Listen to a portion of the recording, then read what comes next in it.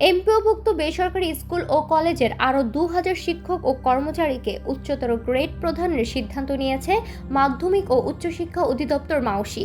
শনিবার মে মাসের এমপিও কমিটির সভায় এই সিদ্ধান্ত নেওয়া হয়। এর ফলে দীর্ঘ প্রতীক্ষার পর বেতন কাঠামো এক ধাপ এগিয়ে যাওয়ার সুযোগ পাচ্ছেন এই বিপুল সংখ্যক শিক্ষক ও কর্মচারী। মন্ত্রণালয় সূত্রে জানা গেছে, মে মাসের এমপিও কমিটির সিদ্ধান্ত অনুযায়ী মোট ২,০০১ শিক্ষক কর্মচারী এই সুবিধা পাচ্ছেন। এর মধ্যে ১,৭৮২ জন বেসরকারি স্কুলের এবং ২১৯ জন কলেজের শিক্ষক কর্মচারী রয়েছেন। অধিদপ্তরের মহাপরিচালক অধ্যাপক ডক্টর খান মহিউদ্দিন আল মাহমুদ সোহেলের সভাপতিত্বে অনুষ্ঠিত এই সভায় ৯টি আঞ্চলিক পরিচালক ও উপপরিচালকরা অংশ নেন।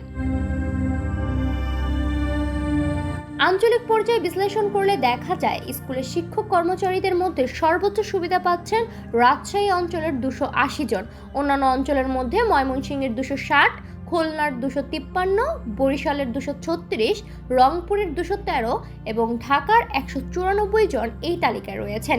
এছাড়া চট্টগ্রামের ১৫৮, কুমিল্লার ১২৮ এবং সিলেটের ৬০ জন স্কুল পর্যায়ে শিক্ষক কর্মচারী উচ্চতর গ্রেড পাচ্ছেন। কলেজ পর্যায়েও বরাবরের মতো রাজশাহী অঞ্চল এগিয়ে রয়েছে, যেখানকার ৬৩ জন শিক্ষক কর্মচারী এই স্কেল পাচ্ছেন।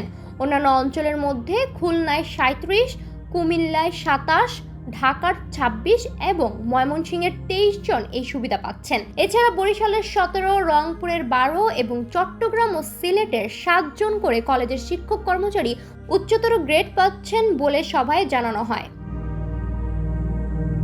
মাওসি কর্মকর্তারা জানান, প্রতি মাসে এমপিও কমিটির সভায় যোগ্য আবেদনকারীদের তালিকা যাচাই বাছাই করে এই উচ্চতর গ্রেড প্রদানের সিদ্ধান্ত নেওয়া হয়। নিয়মিত কার্যক্রমের অংশ হিসেবে মে মাসে এই বিপুল সংখ্যক শিক্ষক কর্মচারীকে আর্থিক সুবিধা প্রদানের অনুমোদন দেওয়া হয়েছে। সংশ্লিষ্ট আঞ্চলিক কার্যালয়গুলোর মাধ্যমে পর্যায়ক্রমে এই সিদ্ধান্ত কার্যকর হবে। ডেস্ক রিপোর্ট, সোনালী নিউজ।